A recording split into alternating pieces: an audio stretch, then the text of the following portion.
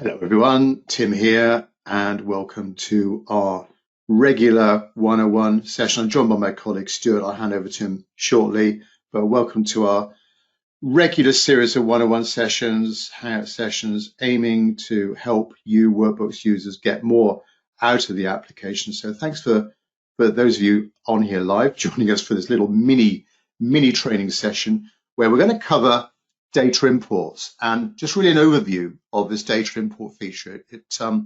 It's quite clever in what it does. So this is just really a quick little overview of what it does. We'll take a sample file and take you through really just our thoughts on preparing the data for import. So making sure you've got squeaky clean data before you put it into your nice CRM system. Mapping fields, data validation will cover, the actual walkthrough process of importing the data into Workbooks. We'll just touch on some of the troubleshooting and error handling, because you might get little errors happening, missing data, something like that. And the nice thing about Workbooks is that, one of the nice things about the Workbooks import is that when you do the import, when the administrator does the import, the data initially is not physically in the database. So there is this kind of pause in the process where you can do a sanity check on the data before finally approving it and getting it in there. So this little session will be about 10 minutes or so in duration, just touching on the import feature. My company Wizard Systems, we do offer extensive training and consultancy services around Workbooks to help you get more out of the system. This event is, the audio is one way only. Your microphone is on mute. If you've got any questions, those of you watching live, pop those into the question box on your meeting control panel. We'll do our best to answer those at the end. And also this session is being recorded. We'll pop it up on our YouTube channel as well, where you'll see many other Workbooks tutorials and training sessions there to help you. So just a quick mention before I hand over to Stuart, quick mention about Wizard Systems. We're a long-standing provider, independent provider of CRM solutions, mainly focused on working with small and medium-sized companies, and we provide the total service around Workbooks. We provision the product for you, we implement it for you, we provide the training, any kind of training you want, and that can be at your location, our location near Bristol, UK, or online if that suits you best, and ongoing help desk support as well. So you're not on your own. We're in it together. We're gonna help you out. All right, so let me just hand you over to my colleague Stuart, and we'll just take you through a simple example of a database import. So I'm just going to swap over now to Stuart's screen, and we'll welcome Stuart to the call. Thank you, Tim. Good morning, everybody. Right, imports into Workbooks. As Tim said, this is beautifully easy. I've got my CSV. These are my leads that I'm going to be importing. It's nothing special. I've got a row of headings, makes it easy to know what my data is, and the records I want to import. Again, nothing special about that. And to start this, I go to the record that I'm going to be working with. So sales leads.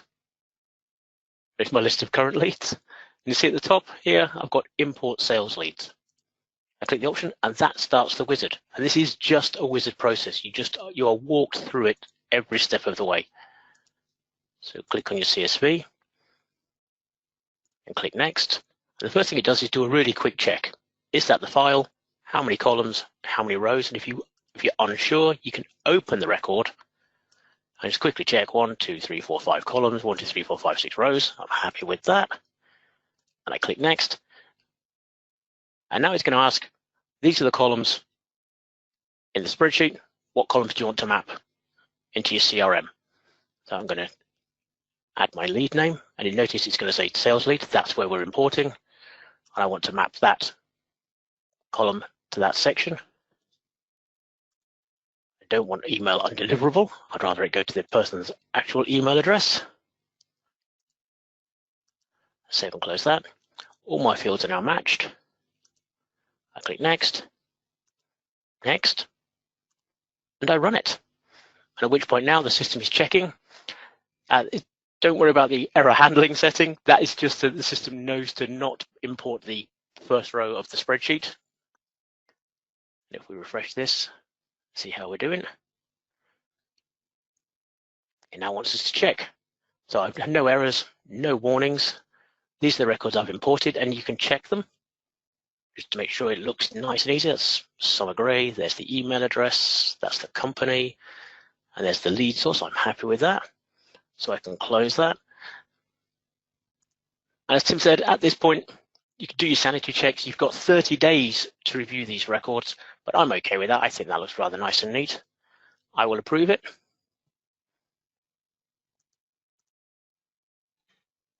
And there's my records.